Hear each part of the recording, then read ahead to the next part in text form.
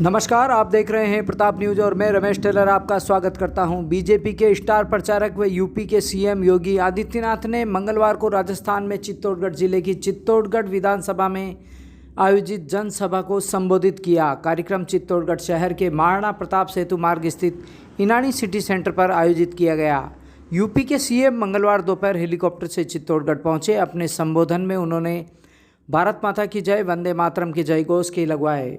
योगी ने चित्तौड़गढ़ किले के महाराणा प्रताप, महाराणा कुंभा, सांगा, पद्मिनी व मीराबाई के इतिहास व उनसे जुड़ी घटनाओं की व्याख्या कर लोगों में जोश भर दिया। योगी ने अपने संबोधन में कहा कि राजस्थान में माफिया राज फैल रहा है, इसके लिए यूपी के बुलडोजर फॉर्मूला व डबल इंजन की सरकार जरूरी है। उन्होंने कांग्रेस को भी आड़े हाथों लिया। उसके साथ ही प्रधानमंत्री नरेंद्र मोदी के द्वारा किए गए विकास कार्यों की बानगी भी प्रस्तुत की। योगी ने भाजपा प्रत्याशी नरपत सिंह राजवी को एमएलए बनाकर जयपुर भेजने व अयोध्या में राम मंदिर के दर्शन करने के लिए आने का निमंत्रण भी लोगों को दिया। साथ ही अपने संबोधन में निर्दलीय उम्मीदवार चंद्रभान सिंह आक्या के लिए यह भी कहा कि वह भारतीय जनता पार्टी के कार्यकर्ता हैं और पहले कार्य करते रहे हैं। इसी दौरान चंद्रभान सिंह के पक्ष में नारेबाजी भी हो गई। इससे पूर्व भारतीय जनता पार्टी जिलाध्यक्ष मिठूलाल जाट, प्रत्याशी नरपत सिंह राजवी द्वारा यूपी के सीएम योगी आदित्यनाथ को मेवाड़ी साफा बंधवाकर उनका स्वागत अभिनंदन किया गया। मंच पर जिले के प्रभारी हेमंत लांबा सहित अन्य पदाधिकारी भी उपस्थित थे। कार्यकर्ताओं द्वारा एक फूलों की वजनी माला भी यूपी के सीएम स्टार प्रचारक को स्वागत में पहनाई गई। कार्यक्रम का संचालन भारतीय जनता पार्टी के जिला महामंत्री रघुवीर शर्मा ने किया। आपको दिखाते हैं यूपी के सीएम आदित्यनाथ ने अपने संबोधन में चित्तौड़गढ़ दौरे के दौरान क्या क्या कहा है। चलिए दिखाते हैं उनके संबोधन के मुख्य अंश। उनके मुख्यमंत्री योगी आदित्यनाथ जी, हमारे जिलाध्यक्ष मिठूलाल जी, भारत माता की, भारत माता की, वंदे वंदे वंदे। मंच पर उपस्थित सभी पूज्य संतजन, भारतीय जनता पार्टी के सभी पदाधिकारीगण और चित्तौड़गढ़ की इस पावन धरा पर उपस्थित भारी संख्या में उपस्थित सभी मेरे भाइयों और बहनों,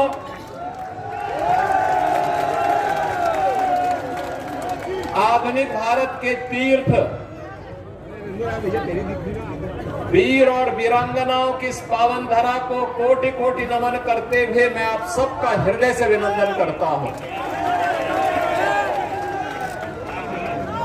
भाइयों बहनों, चित्तौड़गढ़ हम सबका तीर्थ है।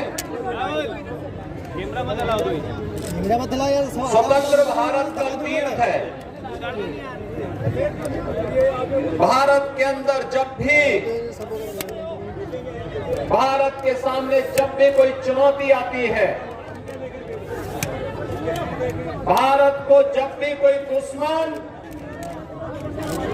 आंखें दिखाने का काम करता है तो सबकी नजरें इस पावन धरा की ओर आती हैं, गढ़ती हैं कि वास्तव में चित्तौड़गढ़ और मेवाड़ की धरती क्या वहन कर रही है। भाइयों बहनों, इस धरती ने आज से नहीं सैकड़ों वर्षों से जिस धरती का अपना एक शौर्य और पराक्रम का इतिहास रहा हो, कौन नहीं जानता है यहाँ के शौर्य और पराक्रम का। हम लोगों के ठीक सामने दुनिया का सबसे बड़ा चित्तौड़गढ़ का किला सामने दिखाई दे रहा है। भाइयों बहनों, खिलचियों को नाक रगड़ा रगड़ा करके मारने के उपरांत महाराणा कुंभा ने इस चित्तौड़गढ़ के इस किले को बना करके भारत के स्तंभ के रूप में स्थापित किया था। भाइयों बहनों, महाराणा सांगा और महाराणा प्रताप के पावन भूमि जिसने स्वदेश और स्वधर्म के लिए अपना सर्वस्व बलिदान करने को तैयार थे, लेकिन दुश्मन के सामने सिर नहीं झुकाएंगे, किसी भी स्थिति में नहीं झुकाएंगे। और भाइयों बहनों, यही स्वदेश और स्वधर्म के बारे में जब भी चर्चा होती है तो मेवाड़ की चर्चा होती है, चित्तौड़गढ़ की चर्चा होती है।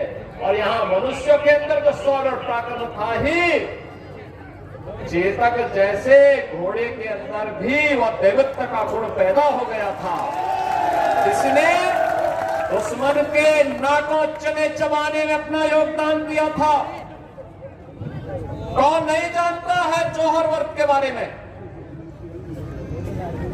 महारानी पद्मिनी के जौहर के बारे में। हम लड़ेंगे मातृभूमि के लिए, लेकिन जब दुश्मन कहीं भी हावी होगा तो उस गद्दार को अपने बदन को छूने नहीं देंगे, जौहर व्रत धारण करेंगे। यह संकल्प लेने वाली हमारी माताएं, हमारी रानियां इस देश को आज भी एक नई प्रेरणा प्रदान करते हैं। और भक्ति और सत्य का एक अद्भुत संगम मीराबाई की भी धरती है। भाइयों बहनों, शौर्य और पराक्रम के लिए, भक्ति और शक्ति के लिए, देश और धर्म के लिए सर्वस्व न्यौछावर करने की बात जब भी आएगी और जब भी इतिहास इस बारे में लिखेगा तो इस धरा का नाम महाराणा प्रताप का, महाराणा सांगा का, महाराणा कुंभा का और इस चित्तौड़ की महारानी पद्मिनी का, पन्नाधाय का और भाइयों बहनों मीराबाई का नाम स्वर्णाक्षरों में लिखा जाएगा। मैं इस अवसर पर इस धरा को कोटि कोटि नमन करते हुए आप सबका हृदय से अभिनंदन करता हूं। भाइयों बहनों, हमें वास्तव में पीड़ा होती है पिछले 5 वर्ष के अंदर राजस्थान को देखकर, और इसलिए पीड़ा होती है कि जब देश आगे बढ़ रहा है, पूरे देश में एक नए भारत का दर्शन हो रहा है, पूरा देश दुनिया में अपनी एक नई छवि के साथ जाना जा रहा है। भारत को एक नए शक्ति के रूप में, उभरते हुए ताकत के रूप में दुनिया महसूस कर रही है। प्रधानमंत्री मोदी जी का नेतृत्व आज पूरी दुनिया स्वीकार कर रही है। आज आतंकवादी भी जानते हैं और आतंकवादियों के आका भी जानते हैं, ये नया भारत है, छेड़ता नहीं है, लेकिन अगर छेड़ोगे तो फिर छोड़ता भी नहीं है। और भाइयों बहनों, कैसे कन्हैयालाल साहू की गला भेद करके हत्या की गई, कैसे किया और सरकार मौन, सरकार के कानों में जू नहीं रेंग रहा था। यहां पे मैं पिछले 4-5 दिनों से प्रचार में हूं राजस्थान में। जहां जाता हूं कहीं खनन माफिया है, कहीं वन माफिया है, कहीं पशु माफिया है, कहीं पेशेवर अपराध में संलिप्त माफिया है। और जब भाइयों बहनों इन माफिया की चर्चा होती है तो मुझे पुराने उत्तर प्रदेश की याद भी आती है।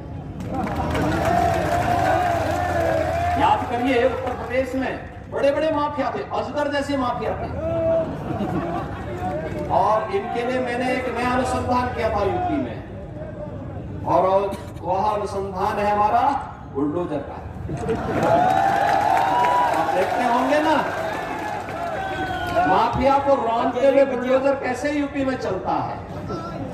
और माफिया का इलाज तो डबल इंजन की सरकार ही है।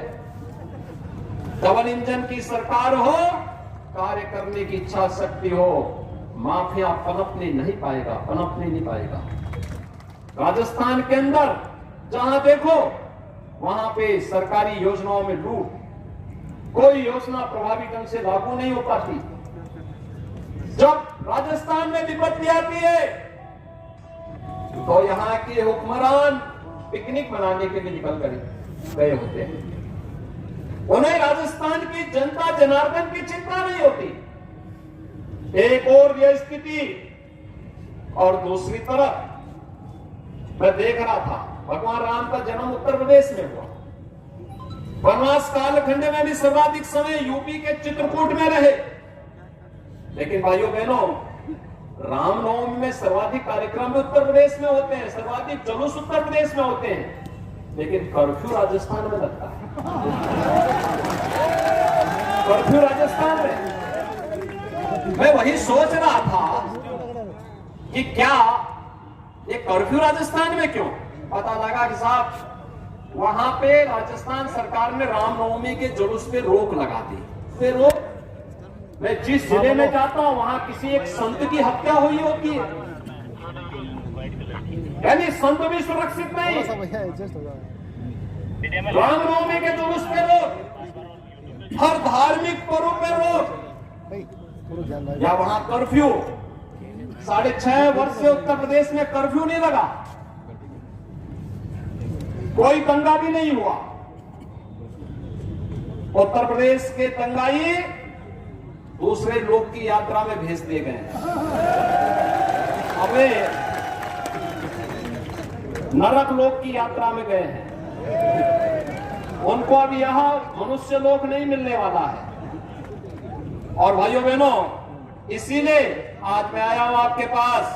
ये सरकार आपका न विकास करा सकती है, न सम्मान दे सकती है, न सुरक्षा दे सकती है, न गरीब कल्याण ही कर सकती है। तो भाइयों बहनों, चुनाव में केवल विधायक का ही चुनाव नहीं होता है। हर व्यक्ति की इच्छा होती है कि मुझे टिकट मिले, और होना भी चाहिए। हर कार्यकर्ता को, हर जनप्रतिनिधि को चुनाव लड़ने का अधिकार है। लेकिन पार्टी ने एक बार तय किया, मैं मानता हूं श्री चंद्रहान सिंह आज्ञा भारतीय जनता पार्टी के कार्यकर्ता है और उन्होंने कार्य किया, लेकिन पार्टी के निर्णय के साथ अगर वे जुड़ते उनका भी सम्मान होगा। और मुझे लगता है कि जिस माफिया राज के खिलाफ हमें मिलकर के लड़ना है, उस माफिया को भी ये डबल इंजन की सरकार बनने के बाद राजस्थान से खात्मा भी होगा और आस्था का सम्मान भी होगा। और यही भावनाओं के साथ आज मैं आपसे अपील करने के लिए आया हूं कि भारतीय जनता पार्टी ने श्री नरपत सिंह राजवी जी को आपके बीच में प्रत्याशी बना करके उतारा है। भाइयों बहनों, वो एक वरिष्ठ नेता है। हेलो, उन्होंने 10 वर्षों तक यहाँ पे सेवा की, विकास की योजनाओं को आगे बढ़ाने का काम किया, और आज भी उनके मन में एक तड़प है कि मैं इस अभियान का सारथी बन करके आगे बढ़ सकता हूं। भाइयों बहनों, मैं आप सबसे अपील करने के लिए आया हूं कि श्री नरपत सिंह राजवी जी उनको एक अवसर दीजिए। डबल इंजन सवाल विधायक का नहीं, सवाल डबल इंजन की सरकार बनाने का है। और फिर कहा मंदिर यही बनाएंगे, मंदिर बन रहा है ना। और 22 जनवरी को प्रधानमंत्री मोदी जी के कर कमलों से रामलला भी विराजमान होने वाले हैं। सहमत है ना? कोई संदेह? अच्छा मुझे बताओ, चित्तौड़गढ़ से कितने लोग अयोध्या धाम जाने के इच्छुक हैं?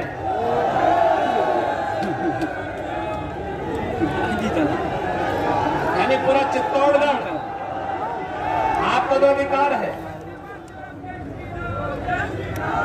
अयोध्या पे तो आपका अधिकार है। भाइयों बहनों, अब मैं आपसे एक ही बात की अपील करूंगा।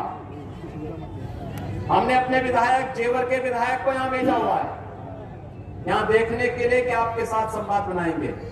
और मैं नरपत सिंह राजवी जी से भी कहूंगा, और मैं आपसे भी अपील कर रहा हूं, आप नरपत सिंह राजवी जी को विधायक बना करके जयपुर भेजिए, और 22 जनवरी के बाद वह चित्तौड़गढ़ के लोगों को अयोध्या धाम पहुंचे, ताकि वहां की व्यवस्था हम देख लेंगे। सहमत है? सभी लोग सहमत हैं? सभी लोग सहमत हैं ना? तो मेरे साथ एक बार दोनों हाथ मिला करके बोलेंगे, जहां तक मेरी आवाज जा रही है, भारत माता की, भारत माता की, महारानी मीराबाई की।